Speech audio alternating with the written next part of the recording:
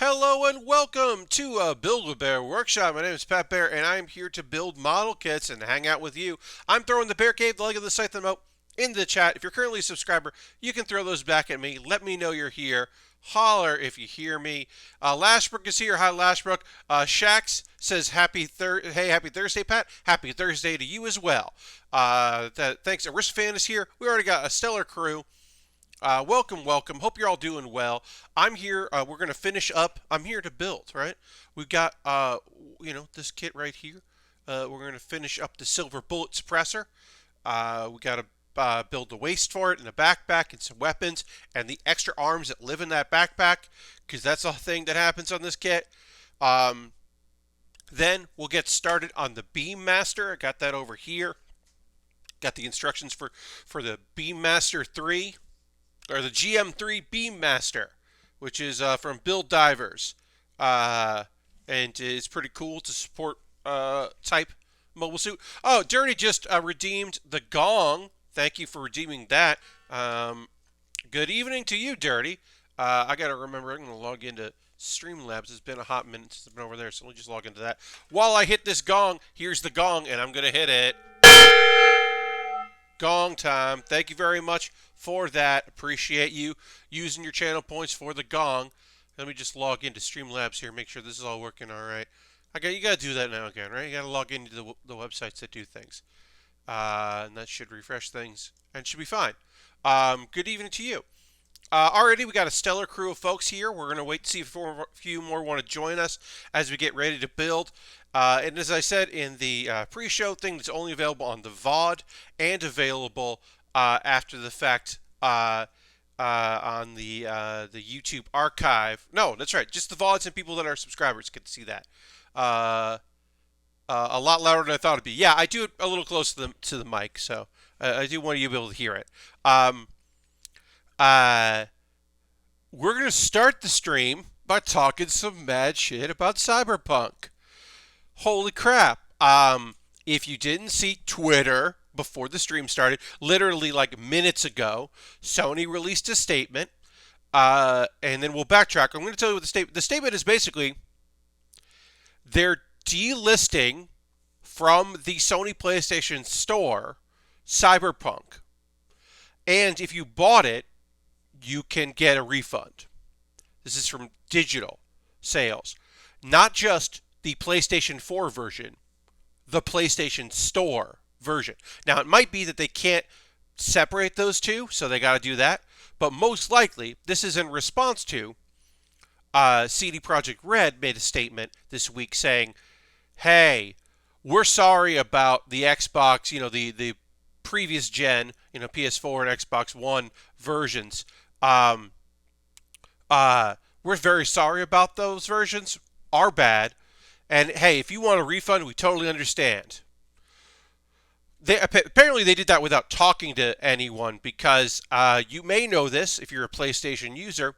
If you download a PlayStation game, you bought it and you download it, you don't get a refund because you downloaded it. If you buy it by mistake and you don't download it, you can often get a refund. So Sony is being inundated with people being like, hey. And GameStop was also had to have a special thing being like, hey, people might try to bring physical copies of this game in because CD Projekt Red was like, you should get a refund. Which, they apparently didn't talk to anyone about that. So this is definitely a response to that. They're delisting it, which means that if you did buy it and you don't go for a refund, it'll still work. Because there are people that are like, I haven't really noticed anything. It's been working fine for me. Or they just don't care. Hey, Lord Crashington, welcome. It's time to panic, buy up physical copies. I mean, it's not. Here's the thing. Somebody will do something. Someone will call something. Something will happen, and it will be back up. This isn't a PT situation. If you bought it, you can still download it. It's just been delisted.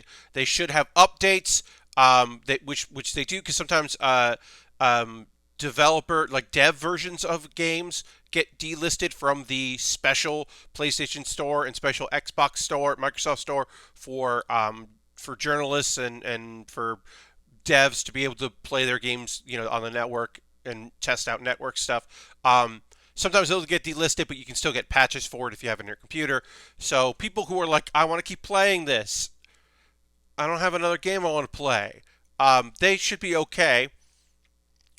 Um, Also, I just want to push back on one little thing out there. Look, Fallout 4 is a mess and was a mess at launch. And I can only speak as a PC player. But Fallout 4 was just a buggy Fallout game. It wasn't what I'm seeing on Cyberpunk. Now, that's saying I did not play it on console. I only played it on PC. So my experience is different. But when people were like, well, they didn't even delist Fallout 4 and that game was broken. And I was like, I don't think it was. I think it was buggy. But I don't think it was delisted buggy.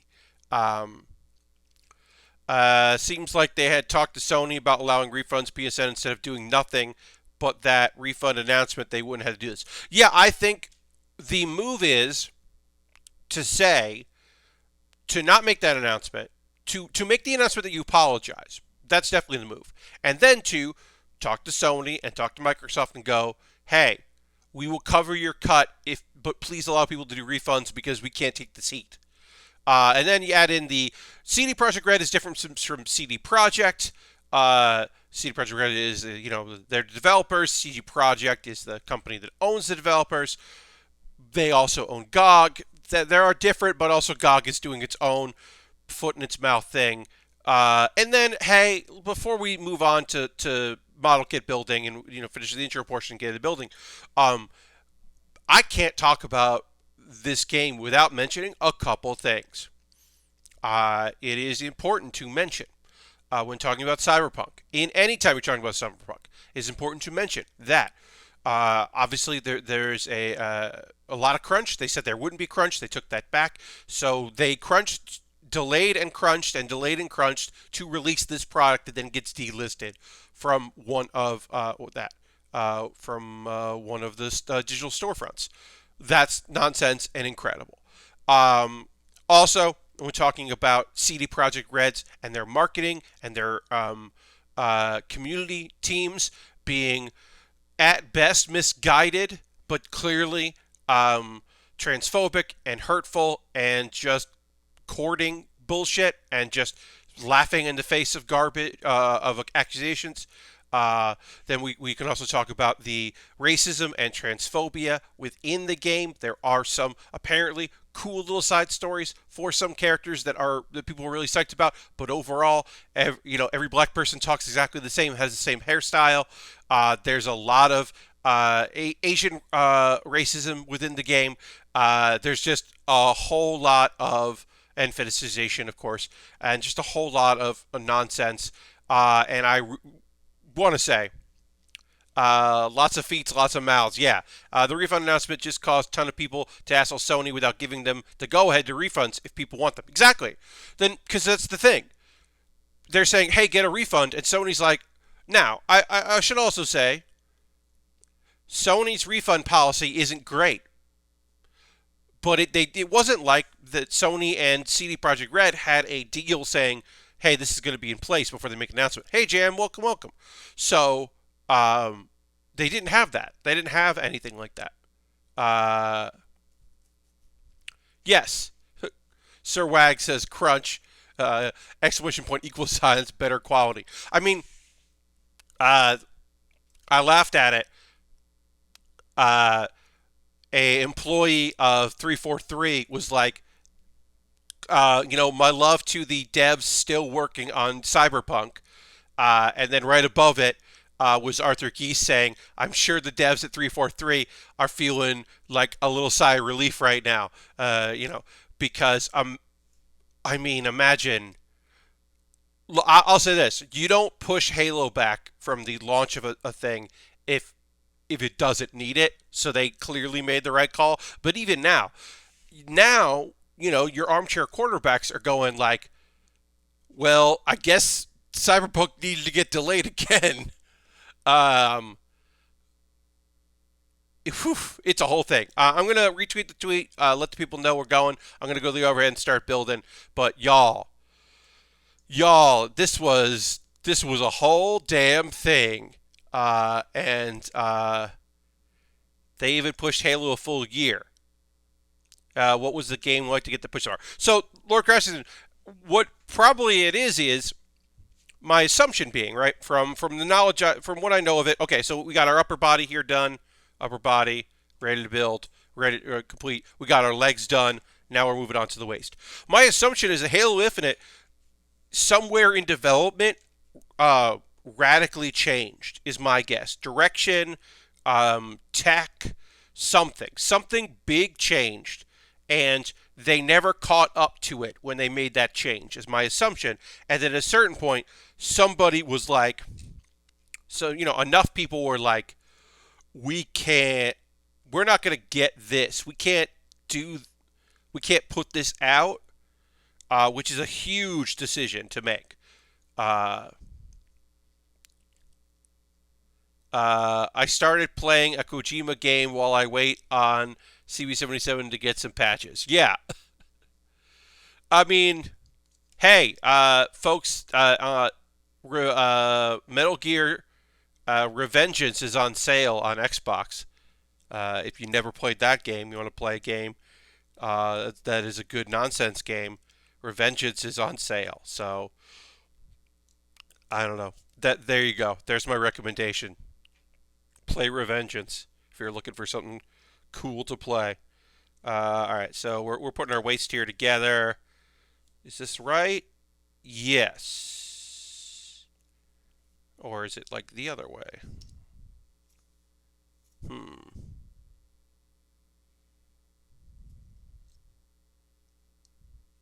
No, I think it's.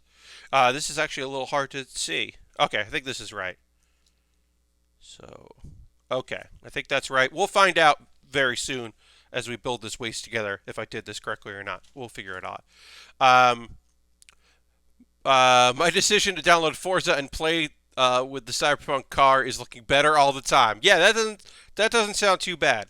Um, the reaction to the Halo Infinite gameplay just seemed to catch them way off guard, and Microsoft made the smart move to not rush it. Yeah, I think it feels now when you talk about a demo or footage, you have to understand that, and you do. I know you do.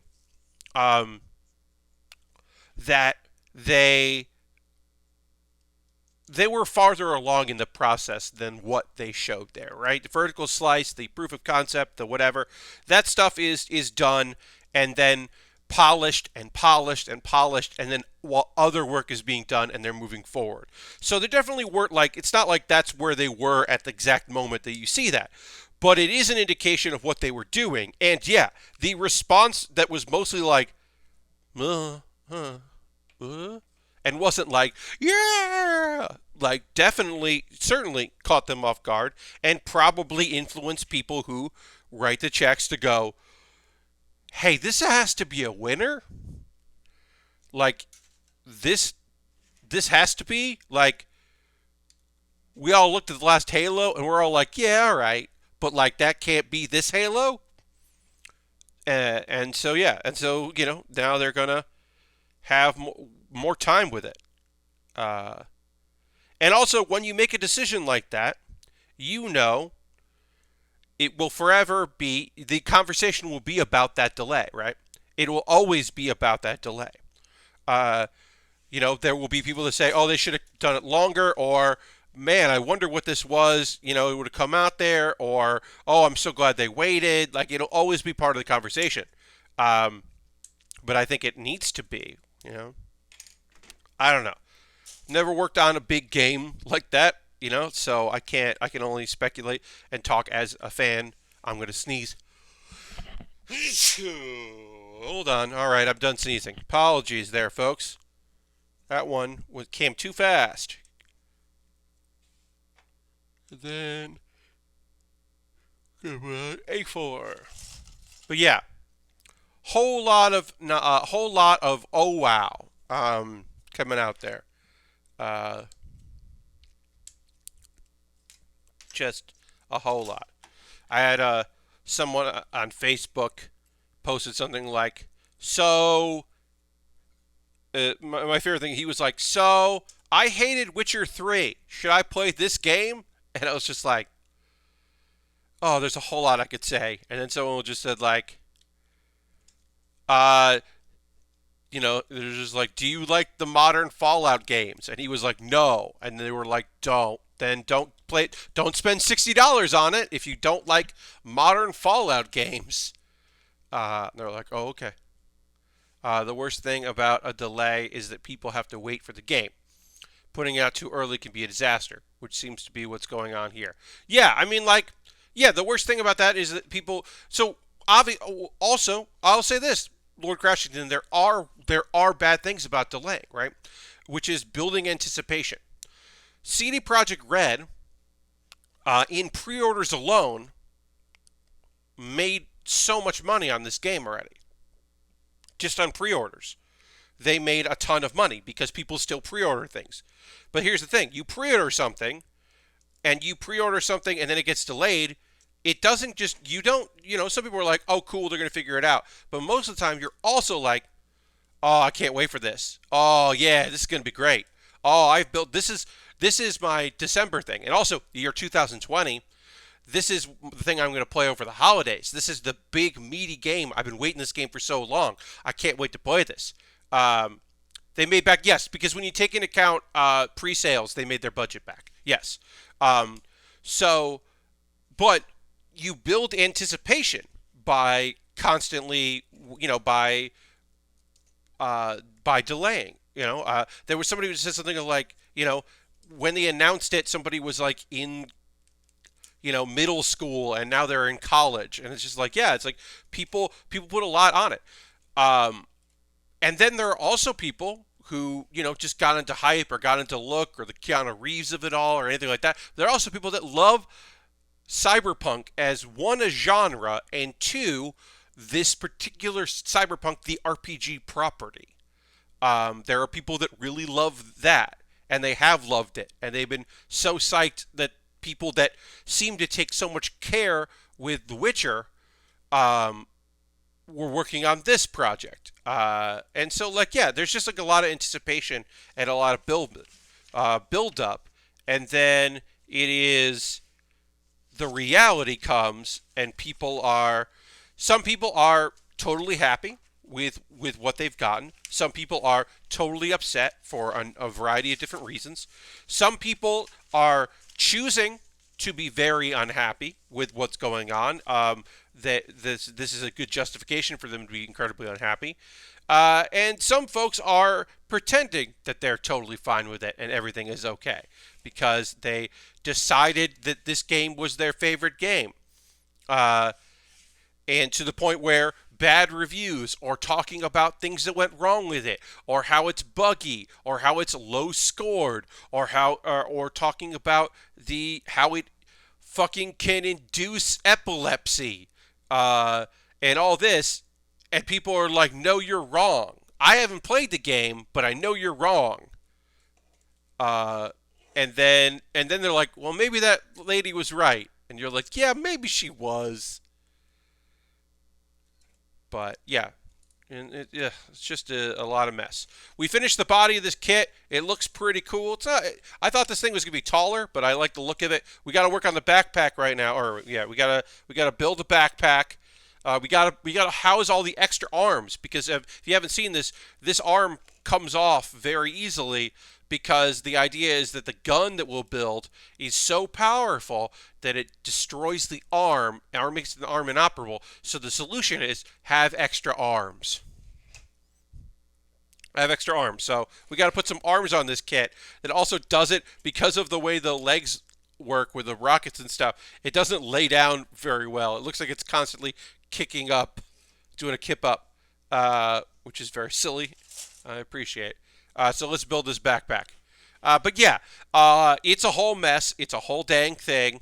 Um, and I am not taking any joy in it, certainly, in it being a bad game. I want people to play good games. And I want people to enjoy games they want to enjoy and have a fun thing and have a big game at the end of the year to play and not worry about stuff. Um, but yeah. I also think that it's very funny to think about how, to me, the big video game story of the day was GameStop. Not GameStop, GameSpot. I did it. I can't believe I did it. GameSpot's game of the year is Half-Life Alyx, and to me that was like a surprise. I definitely saw that as a big surprise. Uh, that was shocking because like yeah, I guess enough games journalists have VR. Uh, but I feel like that's not, like that to me was like, oh, that's that. Wow, okay, huh, all right. Um, I feel like a few sites are gonna go on the quote unquote limb of going with Hades, which I don't think is going on a limb because I think Hades rules, and I think that's totally reasonable and possibly the right choice. Uh, but yeah, also I will appreciate any website that chooses Animal Crossing as the game of the year because that's my game of the year. I'm not doing a video game top 10 list this year, folks. Uh, you won't see my name on any website for video games top 10 about video games. But what I mean, had to leave sec. We were just talking about CD Projekt Red. We literally just moved on. We were talking about all of the nonsense with that game and the Sony announcement. And now I was just kind of talking about what the other big gaming, quote unquote, big stories were today. And I thought it was very interesting that GameSpot has their game of the year this year is Half-Life Alyx. And I thought that was interesting. And then Hades was my favorite of the year. Yeah, I think Hades is great. Like all roguelikes, I'm very bad at it, terrible at it. But the story is really engaging, and I've enjoyed it very, very much. And I wish I was better at it. But I think, to me anyway, my favorite video game of the year is a video game I didn't touch. I have not touched Animal Crossing at all. I have played zero Animal Crossing, but I have watched hours and hours and hours of Twitch streams of Animal Crossing and fully enjoyed it. I have been a guest on streams of that Animal Crossing streams and fully enjoyed my time there. That has been a godsend of the year 2020 is Animal Crossing and enjoying Animal Crossing. I miss seeing you list Hearthstone on a list this year. Dirty. This year would have been tough to list because while I do think some stuff about Hearthstone has been very fun, and the fact that is the game I've played the most this year has been Hearthstone because I play it just about every day. They really kicked themselves towards the end of this year. They really, really dug themselves a big hole. Because it would be very hard for me to recommend it because of the changes they made. I mean, I'm still playing. I streamed last night. I had a good time streaming last night. But boy, they really shit the bed with the revamp of the quest system. Fucking yikes. All right, so now we're working on the parts of the backpack here.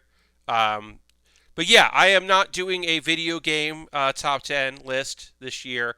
I will be on Harold, the very fun Harold, H-Bomb. We know him as H-Bomb and Friends here on the streams.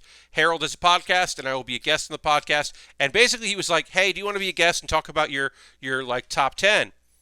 And I was like, "Harold, thank you very much for the invitation, and I want to be on it." But I don't think I played 10 video games this year that I would put on a list. I played a lot of Hearthstone. And that's tough to be on the list. I was very disappointed by a couple big budget games that I bought this year. Doom Eternal being probably the biggest one that was a real bummer. And I revisited a bunch of games that I played in the past. And I just kind of felt uncomfortable doing that. So I'm going to be on Harold's podcast, and I am going to be doing an improvised top 10 list. So it'll be very similar to the improvised post-mortem shows that I do, whereas Harold is going to give me the names of fictional video games, and then I will talk about why that game is on my list. You're like, oh, my number 6 game is whatever, and I'll just kind of riff. Hey, thank you for the 15 bits, Shax. Appreciate that very much. I'm going to hit the old applause there. Bits and coins, always appreciated. Thank you very much for the support. Yeah. So I'm just going to be like improvising my top 10, which I thought was very fun, and also will be me doing a little bit of comedy, which I don't get as much of a chance to do these days, so that felt cool. That felt like a fun thing to be able to do. So I'll be doing that, and of course I'll promote that when I end up recording that. I'll make sure to let everybody know that I'm out there doing it. Okay, so we finished that part. Now we got to build more. Get some more of our white pieces here. Yeah, I'm just like, I didn't really have a lot of games that I was really into. Obviously, still very much watching a lot of anime. Certainly. Been thinking about that. My next Pat Bear's Anime Club, I have the one I did 2 weeks ago. And then I have another one that I'm prepping for Monday, which I'm going to record tomorrow, it looks like. That episode of Pat Bear's Anime Club is like my superlative awards. So to be like, yeah, I got a bunch of different random categories for that, like best and worst, simultaneous best and worst, like just like some different categories of things that I'm like looking at and thinking about. And that should be pretty fun. I recorded the last 2 of Baering the List, my ranking video series. So I'm done with that. And we got 2 more weeks of it going out. But I recorded the last 2, which I'm glad I did. That went good to get that over with. That's a series I really love doing. And then I got a new series next year, so I am kind of testing some of that and getting the tech ready for that. It's super involved, but it does require a little bit of preparation to do that, and we'll see how that goes. I don't know how it's going to work, but I'm interested to give it a try. All right, so then we got to put this here. That. Okay, and then this goes. And of course, the next one we built will just be this, but in the opposite direction. So this there. And this is that one. And then we will do the exact same thing, but on the other side. So gotta get O back out here. 01, 21, 22. Okay. But yeah, I'll tell you this, folks. Get excited. I mean, I'll be excited. It's been decided, so get excited. That I will be going to McDonald's on Saturday to finally have a McRib. Not having public transportation down here has been weird. Not having access to that, having to kind of get rides places. You have to then end up planning things like this. But discussed it. The McRib is back. Yes, it is. So discussions were had about when that was going to happen and how that was going to happen. And so my father and I are going to McDonald's for lunch on Saturday. And I'm going to get the McRib. I don't know if he's getting the McRib or not, but I wanted it. If I lived in New York, I would have gotten it already, probably twice, because I lived close enough to a McDonald's. But we're doing that on Saturday. So Saturday night, I will have a full report about the McRib and my thoughts therein about my excursion to get a McRib. Yeah, I mean, here's the thing. I get them when they come back. I like the McRib. I miss the McRib Jr. was a fantastic addition to the McDonald's line when the dollar menu first arrived, you could get the McRib Junior and the McChicken for $1. And I think it was like, it might have been, yeah, you could get the 6-piece nuggets for $1, I think. And then eventually it became the 4-piece. But I think the 6-piece was $1 at first because they're really pushing the dollar menu. The dollar menu was very good. But yeah, I would get a McRib Junior quite a bit. Lashbrook says, never had a McRib. So here's the thing about a McRib. It's just reconstituted pork in a shape, and it comes with on with barbecue sauce, and it's on a long roll instead of the circular roll. It's a long roll, and it's covered in barbecue sauce. It's very sweet barbecue sauce, but it's like a boneless, rib thing, and it also has onions, diced onions, and pickles, and it's not incredible, but it is good, and I like it a lot. And I have not had one since the last time that it came back. Well, actually, the last time it came back, they didn't have it in my area, so I didn't even get one then. So it's been a hot minute since I had one, and I have been interested in picking it up. Sweet barbecue sauce, you're out. I understand, Lashbrook. I don't mind a sweet barbecue sauce, but yeah. I like that this is like scheduling a trip to the grocery store. Well, I mean, here's the thing, right?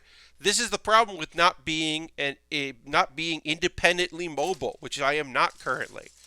As I do not have my license, I had let my license expire years ago because I was living in New York and public transportation is fine, and I have a passport card, so I never got my license again when it expired, which I should have, but I didn't. And so now I'm just like here in South Carolina, kind of at the mercy of this, right? I can't just be like, oh, I'll just go. I just like, oh, I'll just, it's not like I can just do that, right? So it does require scheduling and some planning and being like, hey, I want to do this. You thinking about doing this? Like, I get it, just as formal sounding. Indeed, right? It is not, my McDonald's is so close to a great biscuit joint, so I keep passing it by. Yep, and that's totally it, right? Yeah, like 100%. It's like, oh wait, there's another place I could just go eat that I want to go eat at, so you don't do it. I get that, but yeah, it is a thing where I have to kind of schedule. All right, these components are done, so we can push these aside here. We're just building all these components, and then we'll put them together. Now we're gonna build. Some more of this here. We need O, 1 and 2. We're building more rockets, it looks like. So we'll get into that. Put the box aside. But yes, you were right that I am making it sound very formal in my well, let's schedule a time. Saturday, we'll go to McDonald's. But that is a thing that I kind of do now. Is just have to be say out loud, hey, I would like to go to CVS in the next couple days because I wanted to get Christmas cards. And there were a couple other things I would like to pick up. So it was just like, hey, I am putting it out there. This is a thing I would like to do. And then we go and do it. And that's just kind of what my life is right now, where I'm just like, okay, here are my needs. Let's see if we can fulfill them. And as someone who was a very independent person that also was relying on, either had a roommate, but we communicated, but we weren't we were living our own lives. I would go grocery shopping in the afternoon. If he was home, I would say hey, do you need anything? We would do that kind of thing. That's pretty much the extent of it. But now it's okay, well, if I have wants and needs, I cannot just fill themselves. Sometimes I will just buy things on Amazon, other than the model kits. Sometimes I'll just be this is a thing I could use. I'm just going to purchase this and it will get delivered to me. And I got no problems doing that because sometimes you just want and need a thing. But I'm also pretty good about these days being okay, well, hey, I need some assistance. Could use a driver. If you're going to this place, I will go with you. Oh, if you're doing this, I'll go there.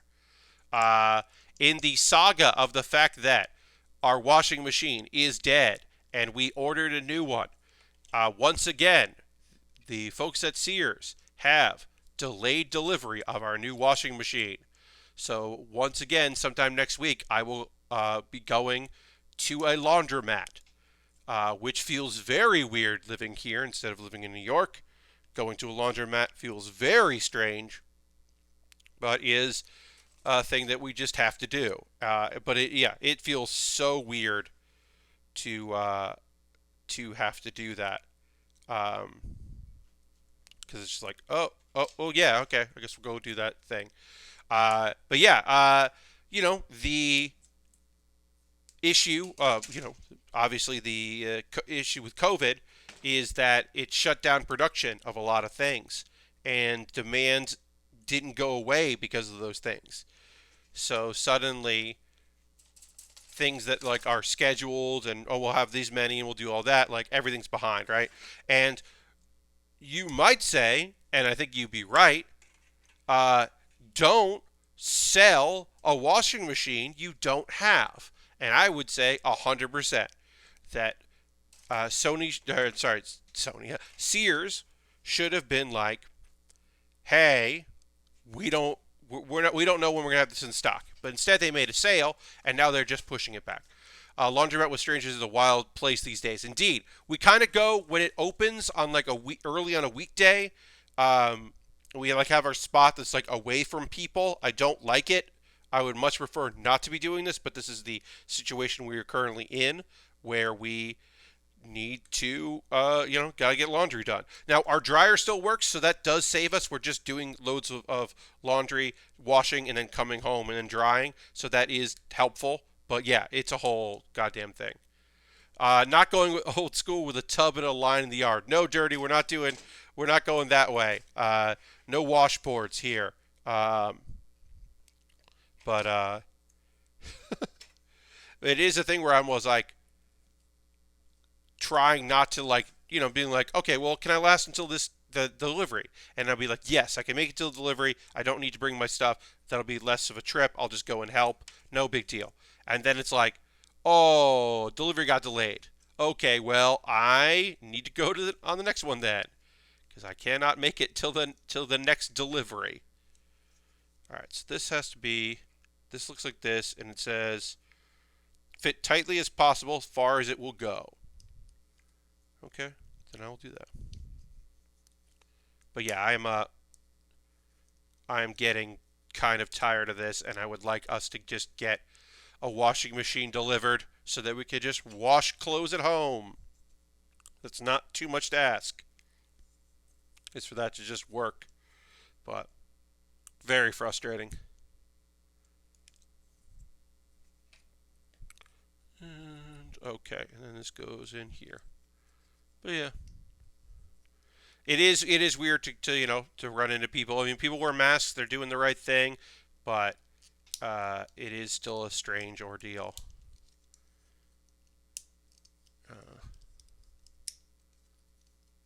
Yeah. I still remember having to do that when I was visiting my Mimo as a kid. My elbows were never so sore. Oh, doing the old school washing. Yeah. Yeah, that'll take it out of you if that's not, especially if that's not a thing you're used to. That'll definitely give you a workout. Yeah, definitely repetitive motion doing that because you got to put your back into it. All right, so we got all these components. Or eventually we're gonna put them all together. Maybe I want to put them all together before we build the jump ahead, and then we'll build all the arms. Yeah, let's do that. Let's put this together, and then we'll put this together. Then we'll put together the arms, and then we'll put together the conveyor belts, quote unquote. Uh, yeah, we'll put that together. Let's just jump ahead, and we'll put this together and kind of get a sense of how it looks. So this goes here. This is gonna be the large thing sticks out like this. Wait.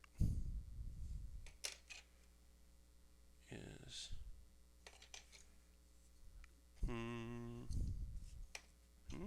okay. Goes like this. Yeah.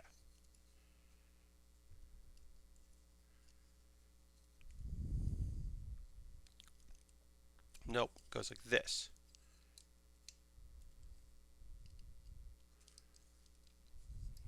No. What am I doing wrong here? Sometimes, y'all, I'm just like, That's why I want to do this part first, because I was like, oh, this actually looks complicated, so let me get this done. And now I'm like, I don't know how to do this. All right, it goes like that. There we go. That makes sense. Because the boosters are up on top, so they got to be like that. That makes a lot of sense. Okay. Yeah. But yeah, I'm looking forward to just doing laundry in the house and not worrying about other things.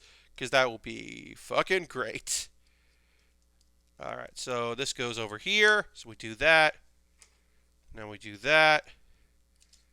But yeah, this backpack is very weird and elaborate, and it needs to be because it has to house 4 backup arms, which we are going to build in a minute. But I just want to get this together here so we can kind of look at it. But yeah, so this is theirs, and basically there will be arms that will go 1, 2, 3, 4, and then there'll be a thing here that theoretically is in design in the show would take the arm and move it like down like assembly line style, and then you can attach the arm, which is nonsense, but that is how this thing theoretically works. All right, so now let's build a bunch of arms.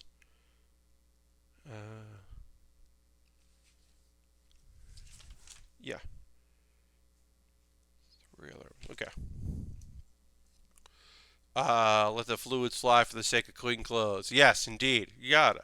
But yeah, look, I don't mind helping out, but I'm definitely over the whole like going to a laundromat. Like I was pretty happy about doing laundry in the house and not having to go out, especially because hey y'all, it got fucking cold.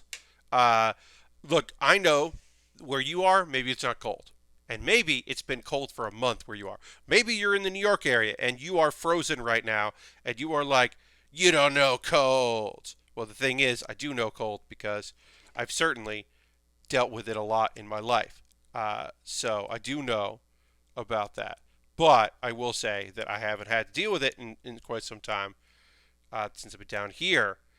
And yeah, it suddenly just got cold, like very cold, like not wanting to, like I don't want to go outside, cold. Uh, and then I've talked about this before, but here's the thing that I'm currently kind of dealing with, which is it is very cold, and uh, I am not used to being in a house that is not brutally hot. We talked about radiators in New York. That is a thing that I certainly experienced in my time in New York, where you are living in a place that has radiator heat. It doesn't have, like, you can't control how hot it gets. You can either turn the radiator on or off. There is no temperature setting, there's no thermostat. You just have a lot of heat or no heat. And what you end up doing a lot of times is you get into the house and you take off all your winter clothes and you walk around in shorts and a t-shirt because that is a good way to not uh, sweat too much and your glasses fog up. Being able to do laundry, let it run overnight is great. Oh yeah, putting stuff in the dryer and just being like, I don't have to care about this. I've only dealt with that one winter when I went to New Hampshire and got hit with 3 back-to-back nor'easters. Wow, that's a lot of nor'easters. Dang. Um, but yeah, so I'm still in shorts and t-shirt mindset. It's the winter where you wear shorts and t-shirts and you put on lots and lots of layers to go out when it's cold out because that's what you do. I am still in that mindset. I am not in the mindset of, well, the house is 60 something degrees and you have to wear a sweater. You have to have a blanket. I didn't use a blanket when I used a blanket in New York? When I was going to the beach. That's when I brought my blanket out. I was not using my blanket uh, like just before I went to bed, thrown out there. Here, you got to do that. Um, it's not cold for that long around here, so it's not like this is going to be like a big issue. But it is cold enough right now that I'm like, what if it wasn't this cold? Hey, what if it wasn't as cold as it is right now? That would be pretty neat if it wasn't this cold. But it will warm up pretty soon, and it'll just be spring will come very early down here, and I won't deal with it too much. Also, I do have the benefit of not dealing with the morning because I'm not up early in the morning where it's going to get colder and the sun will come out and then it will definitely warm things up. So I do have that benefit that I don't have to be up and about that early. So that is helpful, certainly. Just going to go ahead and give myself a little retweet here, see if we can maybe get a few more butts in the seats, as it were. Also, thanks everybody for being here. Always appreciate it. Yeah, Thursdays have been a little light lately, and that is a shame. I know that people are, trying to look for entertainment, and I'm always happy to provide it. I enjoy streaming very much, but yeah, it feels a little light lately, and that's okay. It happens. I mean, as I said, I would prefer it not happen, but like, tis what it is. Of course, we'll talk about anime in the second hour, because I've got some shows to talk about. Caught up on a few things. Harold's here. Hey, Harold. Thanks for throwing those emotes in. But yeah, I got a few things that we'll talk about in the second hour about anime, stuff I'm watching. Thursdays, there's only a few shows to talk about. A couple will be wrapping up next week. We got episode 11 of a couple shows of 12. Of course, one show. I only think there's only one show I'm watching that'll have 13 episodes this season. Usually, last season there were quite a few that had 13, and I think this season is just the one, which is Noblesse is 13. Although maybe Jujutsu Kaisen is 13, but I don't know because I kind of stopped watching that show. I'm going to pick it up though. I am going to finish that show because it's good to finish things that I'm interested in. If I'm not interested in it, then I won't finish it, which I think makes sense. Shouldn't be a big shocker. That if I'm like, I'm not really feeling this. I try very hard not to hate watch things. I did see one series through to the end this year that I was definitely not enjoying. Where did that piece go? Oh, I found it. Gabate. I did finish Gabate, even though I very much did not enjoy it because it was so bad that I was like, I need to see where this is going. I can't believe they made this show. I can't believe this is one of the Crunchyroll originals. Well, now the worst Crunchyroll original can be this, and the other shows don't have to worry about it. But oh boy. I saw that DB Fighters is rumored to be adding Baby Vegeta from GT soon. I mean, I guess. Look, at some point you gotta, right? You gotta throw in garbage at some point. My hot take on Baby Vegeta, but yeah. Who knows? I mean, it'll fight different, so maybe some people will be incredibly psyched about how that works, but that definitely doesn't do anything for me. The idea of Baby Vegeta as a playable character. It's been a long time since I played Fighters. It has been quite some time. I was never good at that game, but I very much enjoyed that game, and I had some fun playing it with some friends. But yeah, I was never going to be good at that, but I did enjoy it. So, I'd like to see some DB fighters come to the game over GT people. Yeah, I would love to see some original Dragon Ball stuff, probably more, but that's kind of like my liking. Like they've been very good about Super. I mean, look, they should be very good about Super. Super is the franchise. There are going to be more episodes in Dragon Ball Super in the future. Like, so to go from that, like, makes a lot of sense. But yeah, I would like to see more Dragon Ball stuff. Like. They put Tao in the game, right? Did they put Mercenary Tao in the game? If they didn't, they need to. They need to put Tao and the Ox King in there. But yeah, I don't know if they put Tao in. I could understand why they wouldn't put Tao Pai Pai in there, but that would be pretty cool. Like I said, it's been quite some time since I played any of that game. All right, we're building an arm. Got to build an arm. Got to keep building arms. We got to put arms together. Then we need N, Okay. Get some of our hands in here. We're just doing small little fists. 15 and 2. Great, great. We're doing it. Chi-Chi for more ladies. Yes. I mean, more ladies in general, right? Because you could do lunch, and then you could have her sneeze at the end to go into black-haired lunch at the as your win pose. That could be fun. But yeah, putting like tournament Chi-Chi in there could be fucking cool. Yeah, that would be neat. I like that. It's tough with Dragon Ball because they're just like, only so many ladies in the series, which is obviously a fucking, a bummer. But yeah. Is Vidal in there? Because you can put Vidal in there. Vidal rules. So you can put her in there maybe. Maybe you could do that. I don't know. Alright. Put our arm together here. But like I said, yeah, it's been a while since I played that.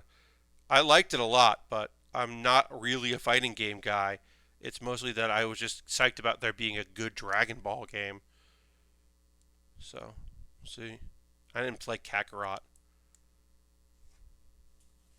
And okay. Alright, we finished the arm. So now we got to put together 3 other arms. Here. So we did the replacement arm.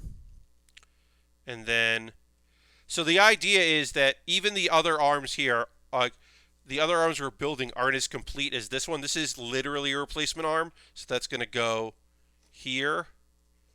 And then the other arms are variations. Basically, you can see it here, where the hand is kind of locking in place. Or it's going to lock in place. And then it goes like this. Oh, like that. Okay, so it locks in place like this.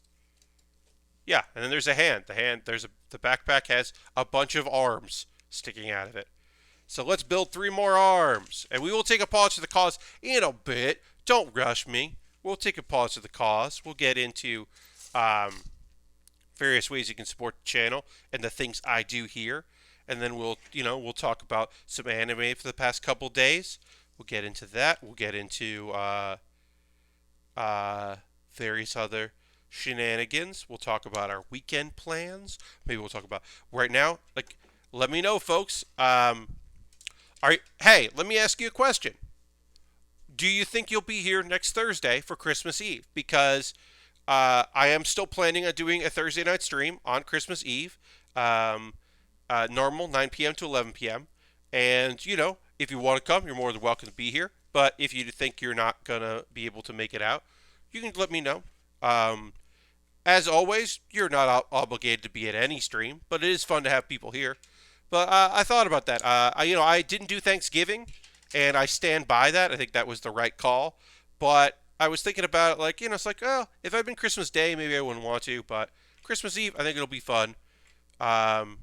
I have no idea at this point. Yeah, because I know some people have plans, but I also know some people don't have plans. And maybe they have Christmas Day plans. Maybe they're going to do like an outdoor thing with a few people or something like that, or very close people that are in their bubble. But for me, I have dinner with my folks because I do not plan to go, usually Christmas Eve. Talked about that. We do midnight mass, but it's like at 9 o'clock. I'm not doing that this year. I'm not going to go. I don't care. I feel like even if they've been doing the proper precautions and taking good care of social distancing, I feel like they are not going to do that this holiday season. They're going to try to pack people in so they can get all the donations they can. And that's not for me, friends. No, thank you. It was already an obligation. So. Oh, am I going to sneeze here? No. Thought I might sneeze. Then I didn't. Okay. Alright, so we are working on the hands here. We got our arms. Now we got to build the hands. But yeah, you're more than welcome to hang out next week. Of course, my normal streaming schedule, it's the same, y'all. Monday, Thursday, Saturday. So this Saturday, I will be working on the Beam Master 3. The GM3 Beam Master, which is still a fun weird thing to say. I'll be working on that, and then I'll be working on that kit. I've got a few other things. I got the entry grade Dragon Ball, entry grade Goku is coming. That will oh, that is in the mail. Never mind, that's in the mail. I have another thing coming. What's the thing coming? I bought something on Amazon. Let me see, what else did I buy on Amazon? The exact model kit that's coming on Saturday. Oh, that's right. I bought the Hajiraboshi, which is Iron Blood. It's an Iron Blooded Orphans high grade from from the manga. It is a cool looking kit. Uh, the Yeah, Hajiraboshi is very cool. I love the colors. It's very knightly looking. It's got a cool shield that has like a gimmick where it's got like pincers basically that pop out, and then um, its backpack is actually like its waist. It's long. It's got like jet engines looking things on the back. It looks like it should transform. It doesn't, but it does look like it should be like turned into a jet. Wild to have both holidays be on Friday this year. Yeah, exactly. So also, I made an announcement. Thing is, Thursday for the 30th for New Year's Eve. The plan is that I will be doing my normal stream, a normal 2-hour stream, 9 p.m. to 11 p.m., and then at 11 we'll stop building and we'll play some Jackbox games and ring in the new year together playing Jackbox games. And I'll set an alarm and we'll do a countdown and ring in the new year together. And I think that'll be a very fun way to end the year. And then we'll hang out for a little bit. We'll talk about whatever. Then we'll go and raid somebody. Hopefully, I'll find someone in Chicago, mid area that's getting ready for that. Or it might just be we go to the West Coast like we always end up doing, and we'll go and join a stream there and count down the new year on that stream. And I think that'll be a nice way to end the year and start the next. Hey, I'm happy to have these on these days, right? Because like last year, it was like a little weird. My streaming schedule was a little weird. Also last year I was on vacation and visiting, so that does make things odd when I'm visiting here. Now that I'm living here and have all my gear and all my setup, not that big a deal to get ready for a model kit building stream. All right, so we need these here. We're just working on some arms here. Just getting our arms done, getting our arms did up here. Our bonus arms. Such a weird thing, such an oddly unique, weird decision for a model kit. Oh, and then we need... What else do we need? Oh, yeah, 2. We need this one here. All right, so let's build our hands here. Yeah, these are definitely like different. They're not as like they definitely like cheaped out a little bit. They didn't make all 4 of these identical. There's like one that is identical to the one in the arm, and then or to the right arm, and then these are all a little less intricate, and that's fine. They don't need to all be great, but I would have been surprised if they were.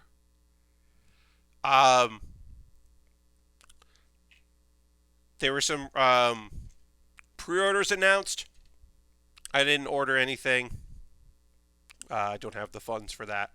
But if you want to look at Bandai's site, if you want to look at Bluefin, they announced a few things that looked very cool and I would be interested in. At some point, I do want to build that because we built the Death Scythe manga Death Scythe, and we built the manga Shenlong. So at some point, I would like to build the heavy arms that has even more weapons, the extra heavy arms. I would like to build that at some point.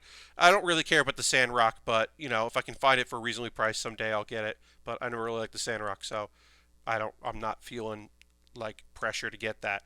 But I did love but I do like the idea of building that heavy arms at some point, and it did go up for pre-order. So, because we are getting the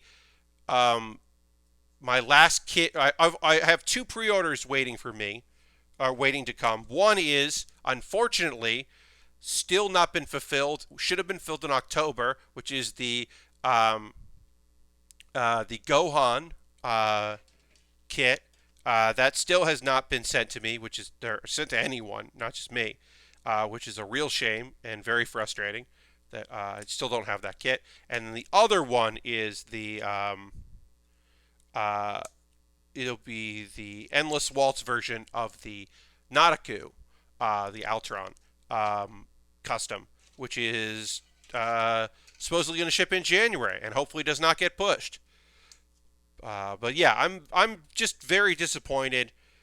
Also, I I don't think that it's unreasonable to get an email saying, "Hey, our apologies. We cannot set this kit has been delayed. We expect it, whatever." You don't get that, and I think that sucks.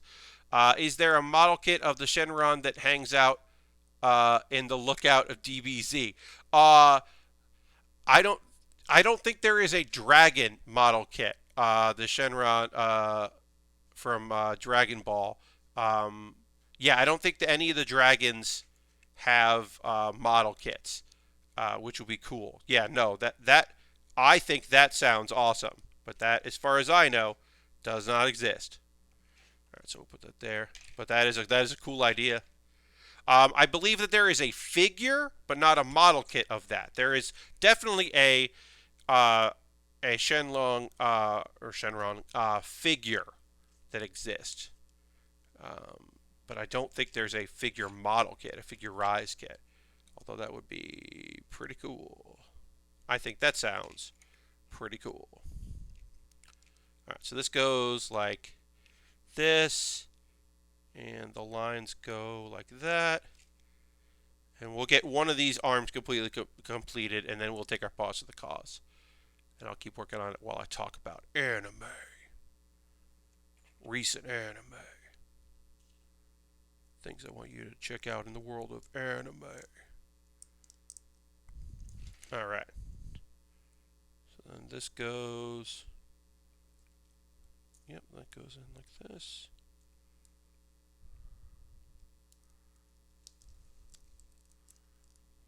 Yep. These love to pop out. Really a poor element of this kit, but oh well. Alright, so let's get this together here.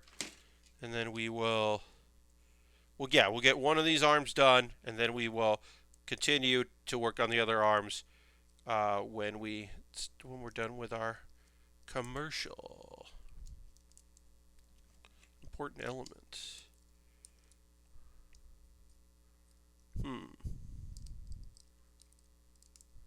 Whoops.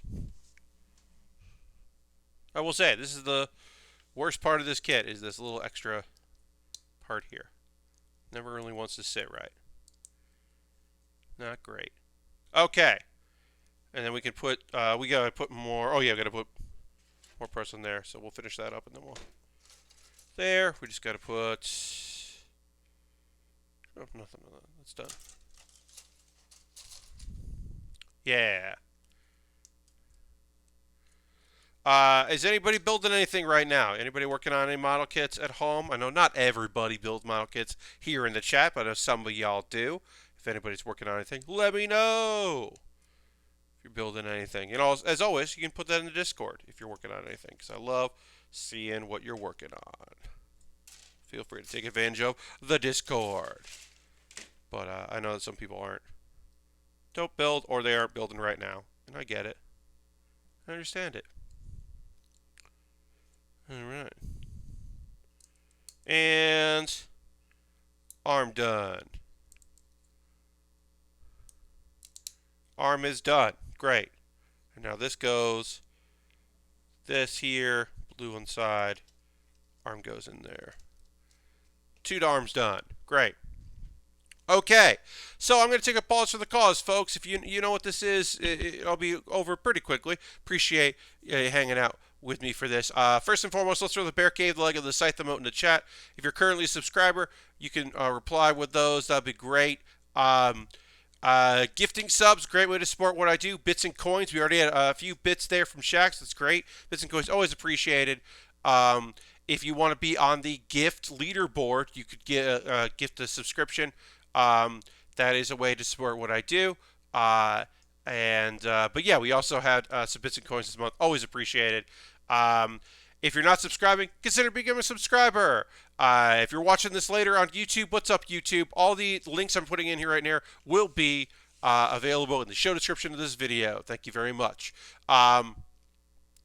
Let's see. All right, I'm going to go through these real fast because we don't got a huge amount of people here tonight, and I think most of you, almost, I want to say, just about all of you are subscribers anyway. So there are a couple people who aren't, but most only all of you are. So I'm not going to worry too much about that. But I'll go through them anyway. Becoming a subscriber is a great way to support me. An alternate to that would join my Patreon. $1 tier, $3 tier, $5 tier, $10 tier. Great way to support what I do is joining the Patreon. Also, direct donations through Cash Money goes into a fund because everything I make through Patreon, through Twitch, through direct donations goes to me buying model kits. So there's coffee and my coffee and my PayPal are I don't say anything. I thank you, but I'm not gonna blow up your spot. But if you do use through Streamlabs, whatever name you put in will show up on the overlay, just like you are, doing the usual thing, and like it would be like if you followed me or gave me a sub or anything like that. So direct donations is another way. And like I said, I buy model kits. I got to constantly buy model kits. I got a thing coming in the mail. I said, and if you're like, well, Pat, what if you built what I want you to build? And I would say, well, put your money where your mouth is. Instead of just making requests, you could buy something off my Amazon wish list. You certainly don't have to. All of this is optional. But I'll tell you about some of the things that are on this list that I would love to build. I got some inexpensive Lego sets. Got some entry grade kits. Would love to see how that Common Rider compares to other Common Riders that I've built. So that's up there. Got some very inexpensive high grade stuff, some non grade things that I would like to put together. Some Lego stuff. Gotta take that off because that is just not available on store anymore. Some Lego stuff. Some high grades, some master grades, all kinds of different things. At the very bottom, there's some tools, including I put at the very bottom some tools there, markers. I got a couple of markers in there. I've never done panel lining. I would like to try it. So if that's something that interests you, you could pick those up. I would certainly give it a go. That might be something I purchased for myself in the new year, but I put it on the wish list because people ask me. Not all the time, but enough about it. All right, we're going to get through these pretty quick, then we'll get back to building. Do not worry. USA Gundam Store is the alternative to my Amazon wish list. If you buy something from USA Gundam Store, what you do is you buy a gift card. You just go to the gift card, and then you send me a DM on Twitter with the code that you get in your email. So you don't get a physical card, you just get a code in your email. Send it to me. I'll use it, treat it just like I would with Amazon, where I make a video about the cool thing that you bought, and then I put whatever you bought jumps the queue, and I build that sooner. That is my promise. That is my thank you to you. Speaking of, Lashbrook says I linked a different marker set on Discord. You should add instead. Okay, well, I'll do that. Let me look at that right now. Thank you for doing that. But yeah, all right. Well, apparently, we got Lashbrook says, "Hey Pat, you should add this marker wish list instead." Okay. Well, let me look at that. All right. Yeah. Okay. I will add this to the list. I have done that. I have now updated my list in real time. That is a good price, and it's 3 markers instead of 2. So thank you very much, Lashbrook, for putting that in there. I think it's like $1 more, but you do get 3 markers. So I appreciate that, and I'll put that at the bottom of the list where I want to put things, but whatever. It's hard. That dragging it, I don't want to do that. And yeah, you get 3 markers there. You get the black, gray, and brown. Okay, appreciate that. Thank you for looking out. I have a Discord. Speaking of that, Lashbrook put that post in the Discord. I got a Discord. You can join my Discord right here. The brown marker isn't used as much as the other two, but it's still nice to have. I appreciate that. So I have a Discord. You can join the Discord. Post stuff, post photos of things you're working on.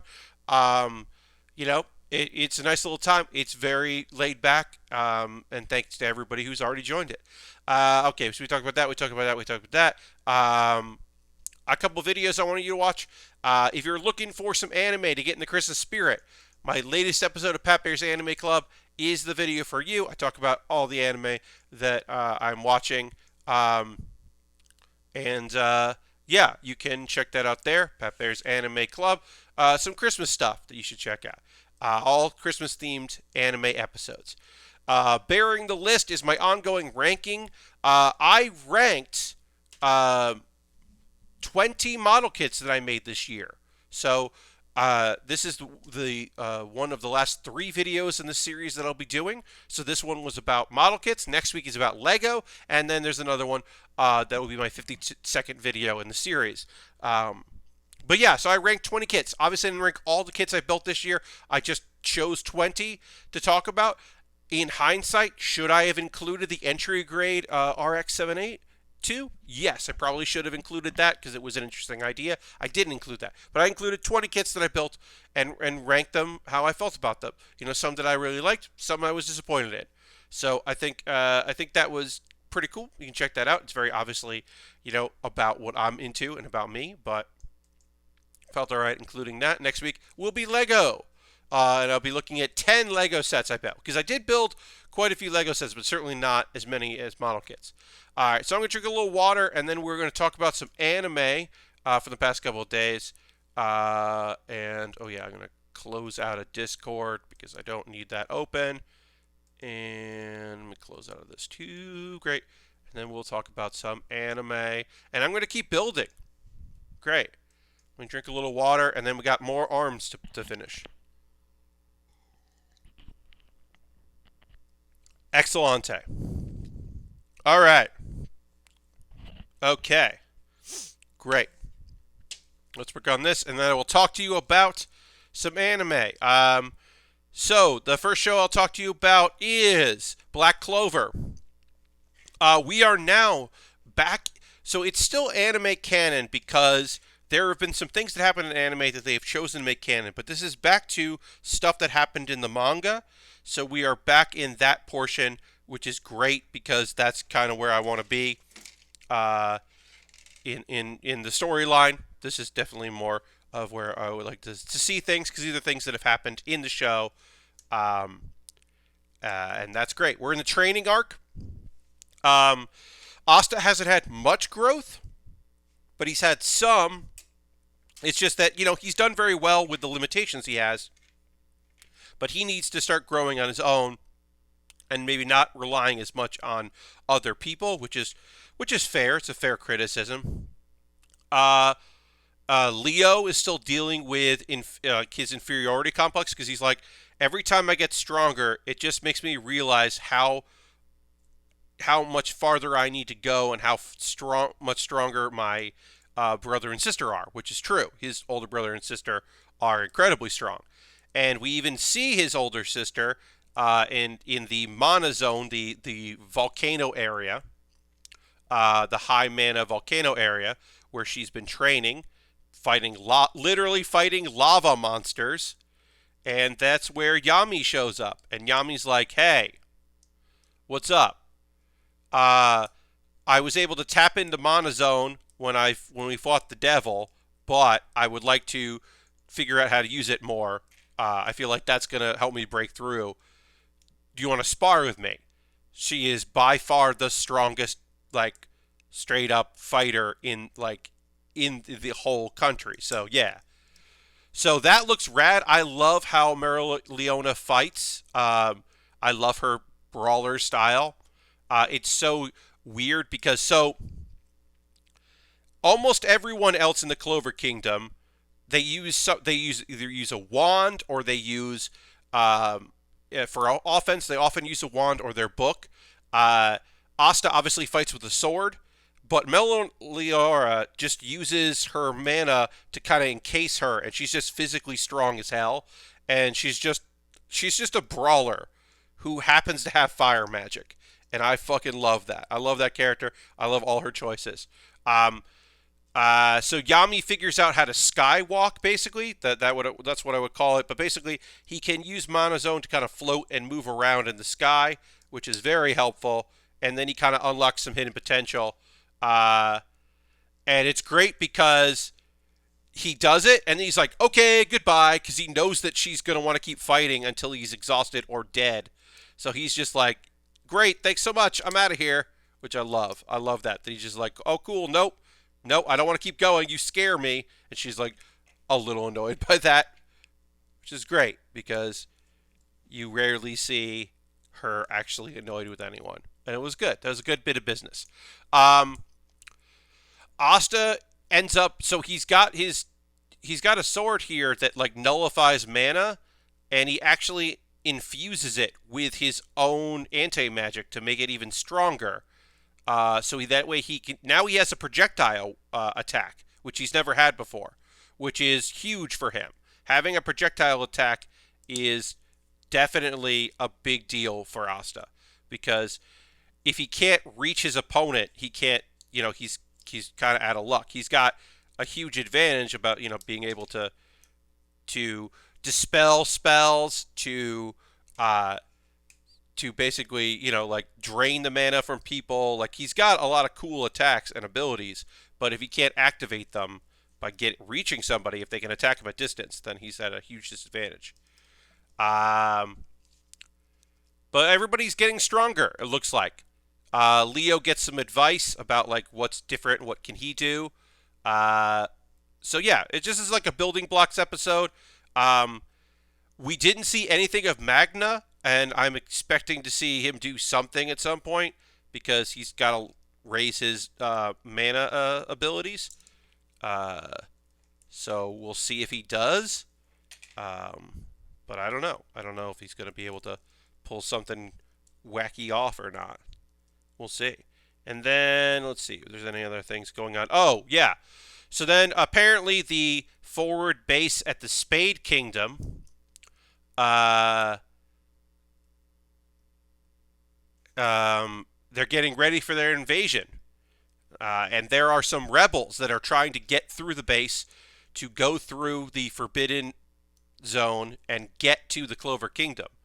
And I guess one of the guys named Ralph makes it to the Strong Magic Zone. His name is Ralph, and he's like somehow related to the former government. And I don't know. I guess he's going to be important. I'm expecting him to be important because they named him. He's not just a dude, but his name is Ralph. So I don't know. Maybe he's not going to be super important. Maybe I'm being rude to Ralphs, but I don't know. But yeah, that's the end of the episode.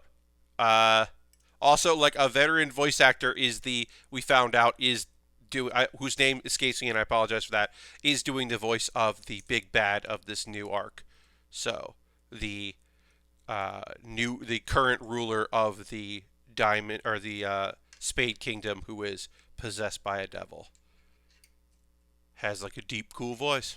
All right, episode 11 of Kuma Bear was pretty dang cool. Last episode, Yuna went to this like port town because she misses Japanese food. So she went there to get to see if they had fish, like seafood and rice, because she just misses that stuff. And she found out there's a kraken there, which is messed up, and there's also some bandits in the area, thieves, who took over the only road out of town. And so we knew she was going to get involved, but she ended up elevating involved because two of the thieves tried to break into the inn she's staying in to steal her item bag.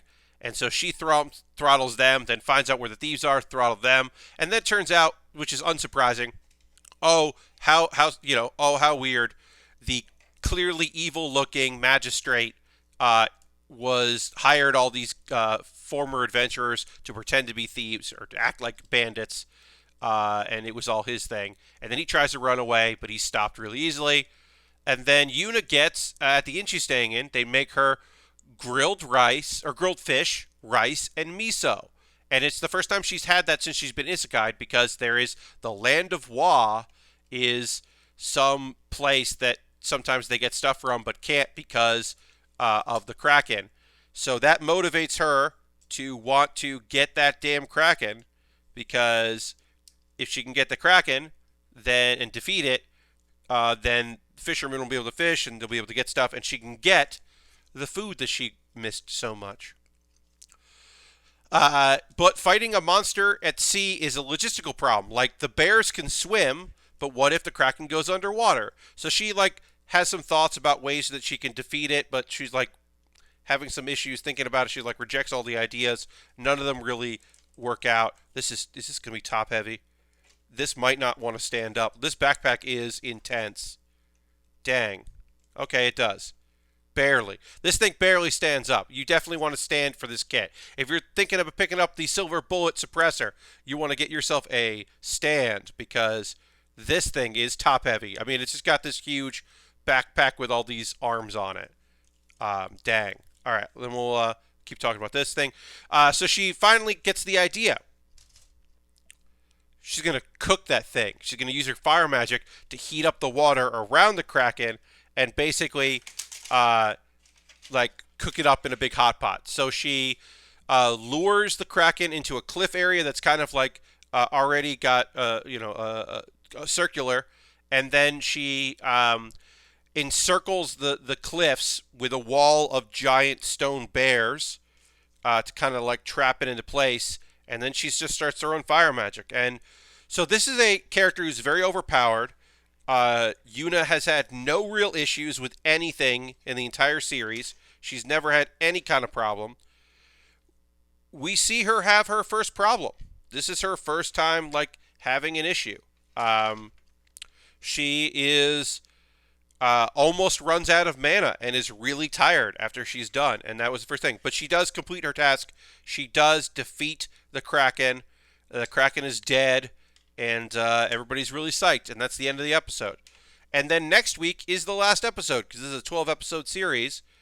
And I don't think anything important is going to happen. I think it's just going to be like filling in the blanks, finishing up some stuff, maybe finding out, her having some great food and enjoying herself. But, yeah, it was the side with the groove will be at the bottom. The side with the groove will be at the bottom. Got it. Side with the groove at the bottom. But yeah, it's a good show. What can I say? I enjoy it. It is very relaxing. Is it as good as By the Grace of the Gods? No, I don't think it is, but it's still a fun show. Alright, so there. And then I will tell you about Noblesse. This is episode 11 of 13. So we are doing a 13-episode arc for this. There was some action, but this was mostly kind of an info dump. So, Sierra was summoned back to the land of the vampires, and the current vampire lord, she locks Sierra up for lying, along with Regis's grandfather, Gustel, who's like one of her father's most trusted people, who also had a hand in raising the current vampire lord. And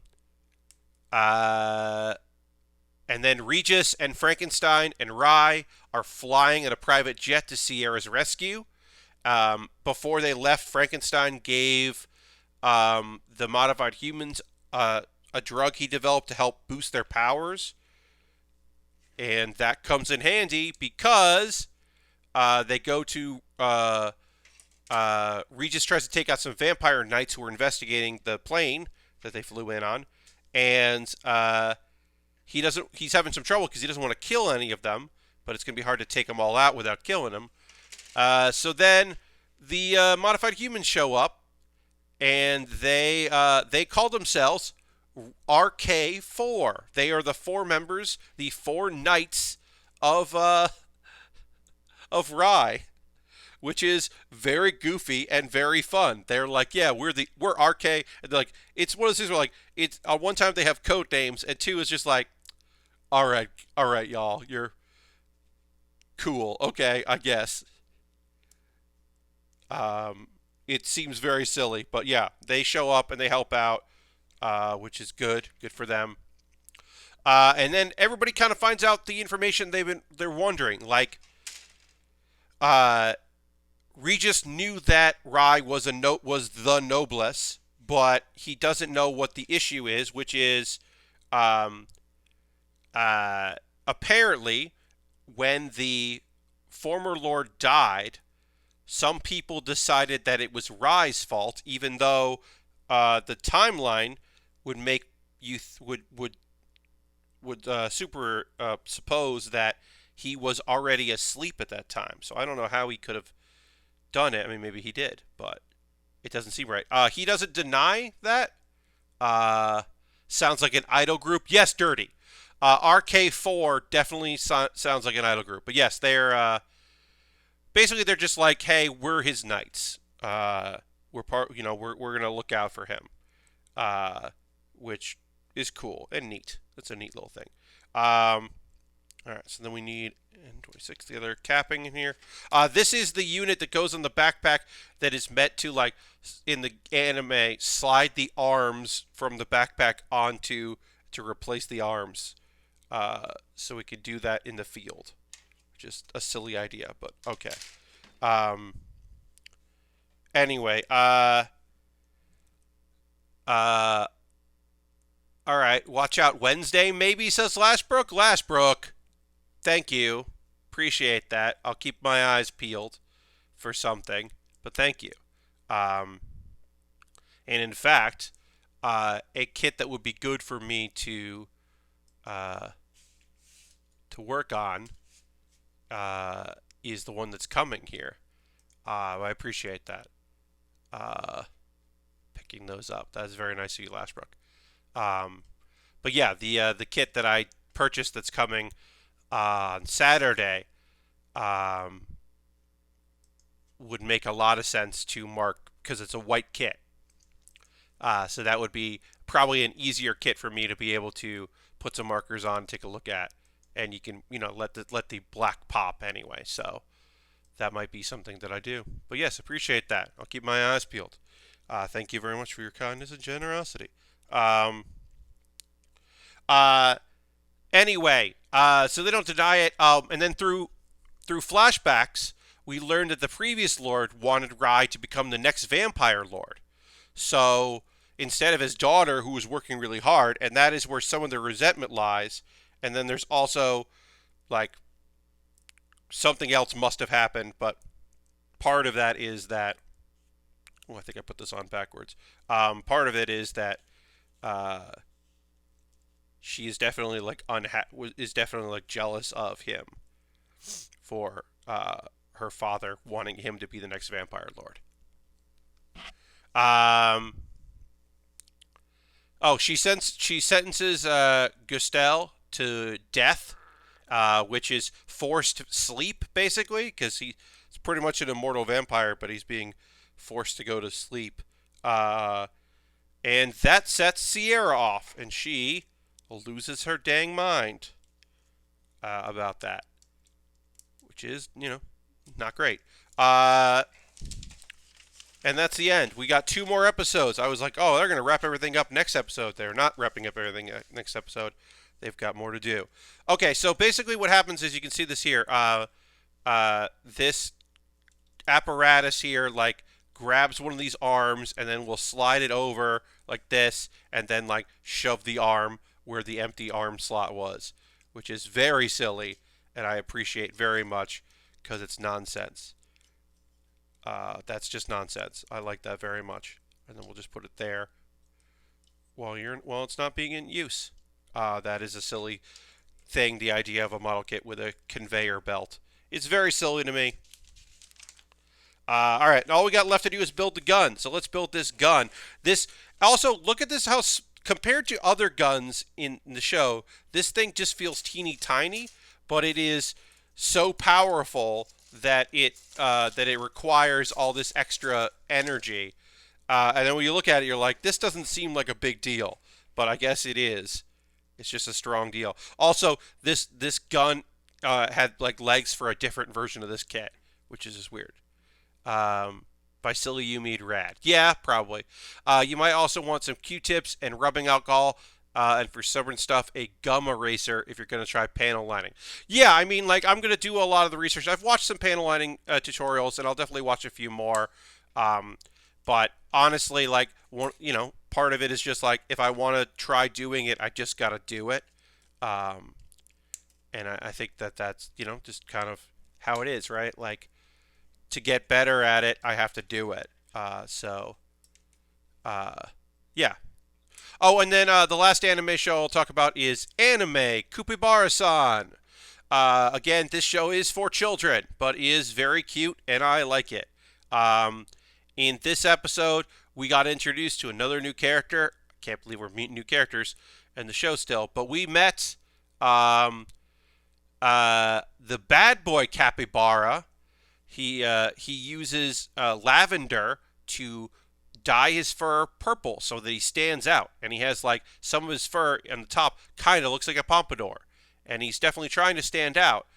But the other capybaras just accept him, so he's not a bad boy. They don't treat him like a bad boy or a problem. They just let him do his thing. So he's trying to stand out and doesn't, and then feels bad about that. That's it. No one really notices. He's also like not faster than any other capybara or really different in any way, and it's just cute. It's just cool to see a purple capybara, especially because there is a white capybara, and that is a rare albino capybara, and that is a real thing. And this guy is just like trying to rebel against whatever. Uh, I'm always going to be psyched about seeing different capybaras in the show because they're just all cute and great. What a lovely little show. Is Anime Capybara-san better than Bon Bon Chan? Ooh. So the thing about Anime Capybara-san, the show, is that it's very short and it is meant for children, so nothing bad happens. And here's the thing about Anime Capybara-san. There's an episode where they take stuffed animals to a real zoo or conservation area, and so you have like tiny fake capybara like stuffed animals, quote unquote, meeting real capybaras, and so it rules. It rules a lot. It's just a cute little show that I really think is great. But that's it. I can't really tell you if it's better or worse than anything else. It's just cute. So I'll say that. It is a cute little show, and I think it is worth your time because it's so short. The shorties this season have all been lovely. I'll go so far as to say that sorry, no, that's wrong. With a dog and a cat, every day is fun is just a good show. I teared up on 2 different episodes of With a Cat and a Dog Every Day is Fun. There are 2 ones that really hit me that are just lovely, and that is fantastic to have that in a show like that. Straight up lovely shows. Yeah, so this gun is so powerful that the arm malfunctions when it's used, and it doesn't look like it's a big deal at all. This thing does not look tough at all, so I kind of like that. And that's it. We'll get started on our next kit here for the last couple of minutes here. I'll take some photos of this, and then we'll get started on the GM3 Beammaster, named because it has a lot of beam weapons. Cool. All right, so let me take a photo of this like this. Then, what's going here? Sorry. What's going on here?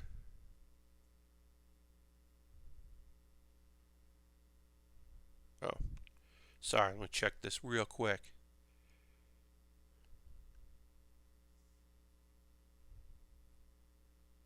Oh, that's annoying. Sorry. Real quick, take a photo of this, and then we'll take a photo of Backpack full of arms. Very silly. And that kit is done, yeah. And then we'll move on to the GM3 Beam Master. The master of beam weapons. It's an orange kit. I love a good orange kit. It starts with a lot and then continues to pile them on as the show continues. It's pretty good. Yeah. This is the GM3 Beam Master. This is Yuki's mobile suit. It's a fun orange friend with a lot of weapons, including and then those weapons combined in a way that I really like, and you can hold it in different ways, which I think is cool. You can hold it by the gun or the attachment part, but you can also attach the gun to just the side of it, because it's like basically it's waist weapons, which is just cool. Its backpack is a little like meh, but like its weapons are neat. Can appreciate that. But yeah, it's got a cool big old gun. The missile pods. Yes, they're missile pods. That's right. And the missile pods attach. Yeah, that's kind of neat. It's a good looking kit. And we're gonna start it. We'll just get a little bit done to be kind of start things up. I got old pieces here from the last kit. Don't want to get those mixed up.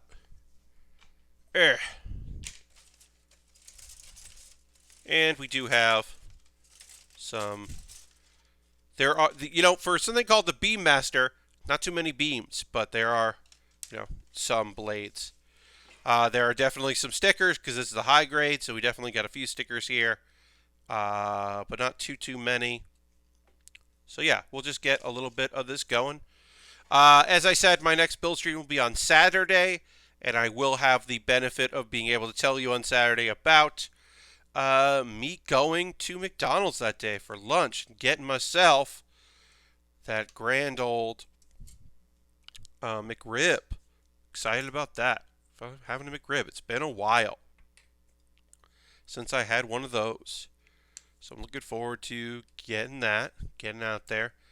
Try to have a few more things available to talk about with y'all because it's been a hot minute since I was able to just do stuff that I can talk about on stream. Of course, I'll be watching some anime. Gotta watch some anime. Gotta have some anime stuff to chat with y'all about. So, do that. Finish up a few things. The last episode of Haikyuu for this season, the double season 4 of Haikyuu, and the last episode's coming out. Excited about that. And then next week, we'll start wrapping up some of these shows.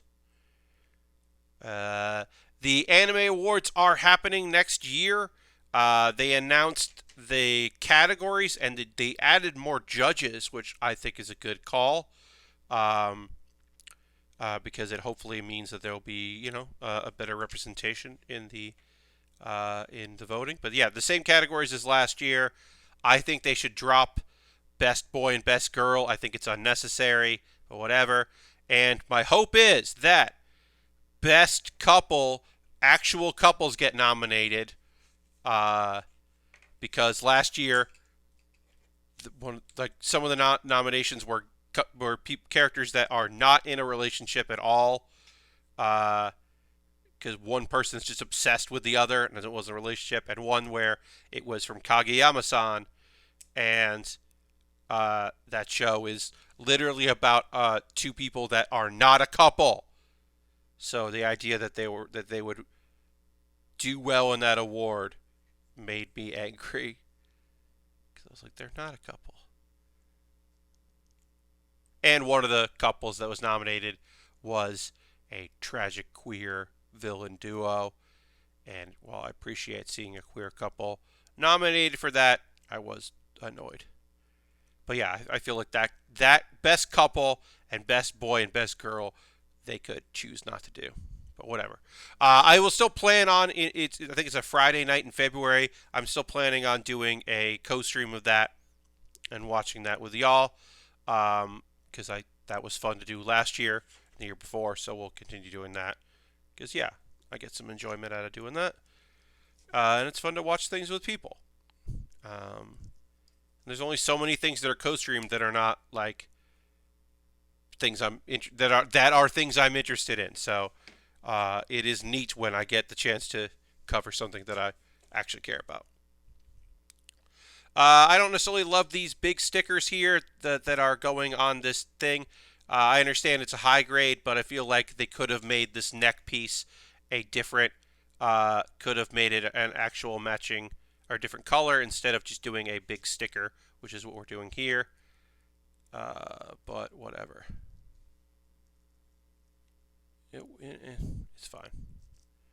Not the biggest issue in the world, but I am yeah, I would have much rather had this just be a gray piece that went over instead of a sticker. All right, and this should come together pretty fast because it's a high grade. What year would this come out? Let me look this up here. Sorry. Let me figure this out. This is from 2018, so yeah, this is definitely the sweet spot of build fighters and build divers, and just, you know, quality kits that are coming out of this era. Good instruction manuals. I would say, honestly, 2015 on, you're doing great. Maybe even 2010 you can go back to and still find some good kits. There's no issue there. I think, you know, the only issue is the very early real grade kits, I think, are a bit of a mess. Early real grades, they still were trying to figure that out, and I think they stumbled. But modern real grades, the last couple of years, I think do an excellent job. So I think you'd be fine with that. And almost every high grade is of excellent quality these days. So yeah, that's my general recommendation. People ask about, oh, what should I be building? I mean, honestly, if you're new to model kit building, you get yourself that entry grade RX-782 because that is a fantastic introduction to model kit building. That was joyful to build and really enjoyable. Oh, should we miss a sticker? Gotta put a sticker here on our camera thing, our communication thing there. 4. Ooh, that's a tiny sticker. Oof, that's a tiny sticker. We got some tiny stickers alert. We are dealing with tiny stickers. That is a tiny sticker. Sorry.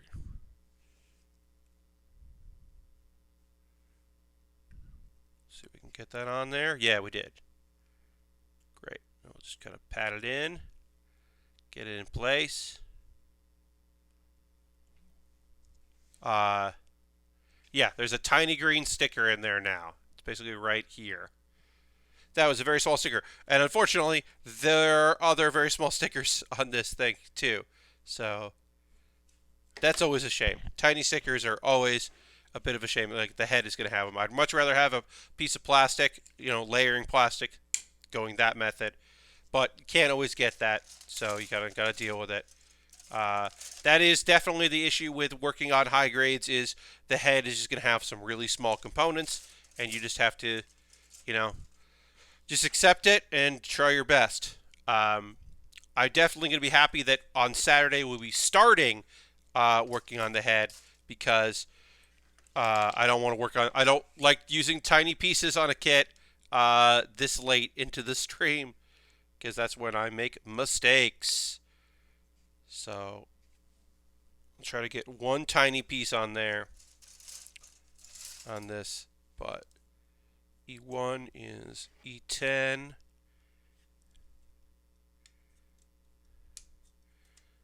And yeah, 11. So we'll get a little bit of the head done, but we won't get too much of it.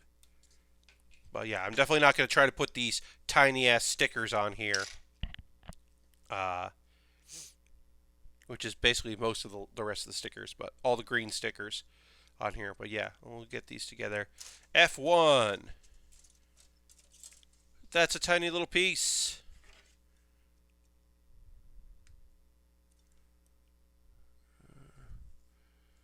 This is the kind of piece you could definitely lose. It's so small. And then sometimes this is the kind of thing where you're like, Well, do I need to get the tweezers out for this? But I think I'll be okay on this. I just have to put this on here, like that, and then just push in. Yeah, okay, we got that there. The chin, important. Yeah. Okay, and then put G1 on here. G1. This is G2. F. H. G1. Oh, is that this one here? All right. Oh, that's a nice little piece of... Oh, this is a cool little clear piece. I like that. Seeing that now and again. It's a nice little clear visor. That's cool. Okay. All right. That goes like that. Yeah, that's pretty neat. Because I was going to say, there's not eye stickers on this because there's a clear face thing there. And then E1 is F, E1, E1 12 should say.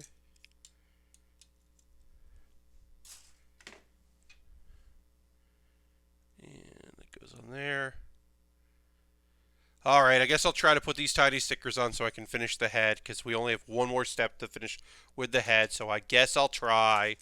I'll try to put these very tiny stickers on here, because we're almost done with the head, and that's nice to have that done. And I've got some time left on the stream before we go and raid someone cool, so I guess I'll do that. Try to get these tiny ass stickers on here. If I mess up any of them, I'll be fine. Okay, so we got 3 goes on the back there. All right. So 3 goes like this. Put the head there.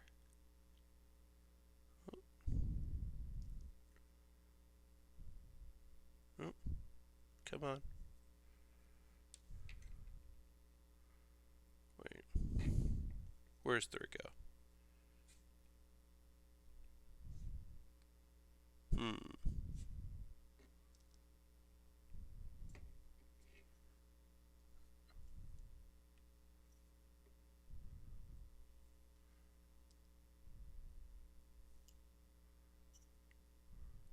Okay. 3 goes like that.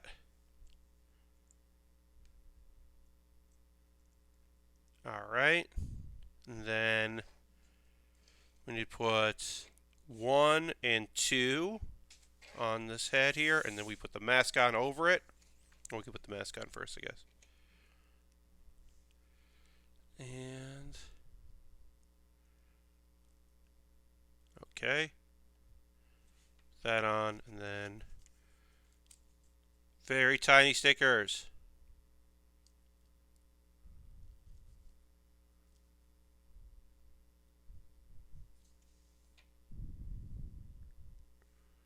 For the camera.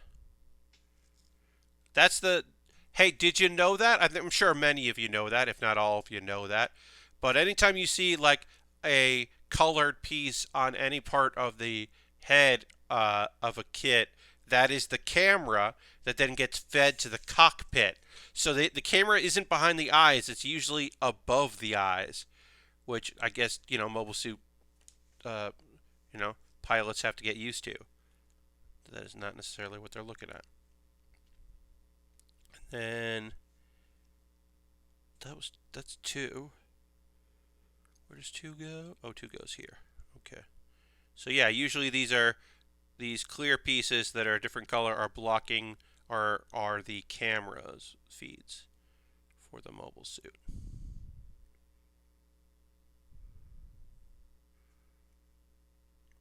But I usually prefer when these are clear pieces and not stickers, but it's a high grade, so what are you going to do? All right, that is the end of the head. that looks pretty sharp. I also like that, green there. These are annoying tiny stickers, but whatever. We got them on. Still got more stickers for other parts of this kit, including the backpack, I believe. So the very end of this kit, we'll put another sticker on. That is going to do it. We are going to go ahead and raid. You're more than welcome to come along this raid. I would love to have you. We're going to go find someone rad to go and see what they're up to. But thank you very much for hanging out here. We're going to go ahead and see who's doing what, and then we'll go give them some love. We'll take a photo of this while we load this up. And let's see who's out there doing stuff. Oh, we're definitely going to go raid TQ. I don't know how... actually, let me see. How long has TQ been raiding for? Because TQ is lovely, and I would love to go give her a raid. But I don't know how long that she's been streaming. Oh, she's only doing it for an hour. So great. We're going to go raid TQ, who is a fantastic person and a great streamer.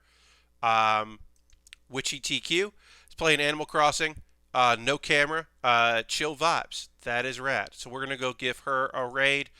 Thanks so much for coming out. I hope you're looking forward to talking about my game of the year. We'll go raid my game of the year with a great streamer. So yeah, feel free to come along for that. My next stream is on Saturday. We're going to delve deep into the Beam, the GM3 Beam Master, as we have just gotten some of that started. So thanks so much for hanging out. Hope you have a great time. Feel free to come along in this raid. Hop in there. Click that button. You deserve to keep watching some good stuff, and I hope you come along for this lovely little raid. But thank you all for being here. I hope you have a great rest of your Thursday. Have a great Friday. Please come back on Saturday. And please click that link and come along on this raid, because it's going to be a good time. And I promise you, you'll have fun. So thanks so much for hanging out. I'll see you in the next Build with Baer. And goodbye, goodbye, goodbye, goodbye. Let's go on a raid. Goodbye, everybody. Goodbye.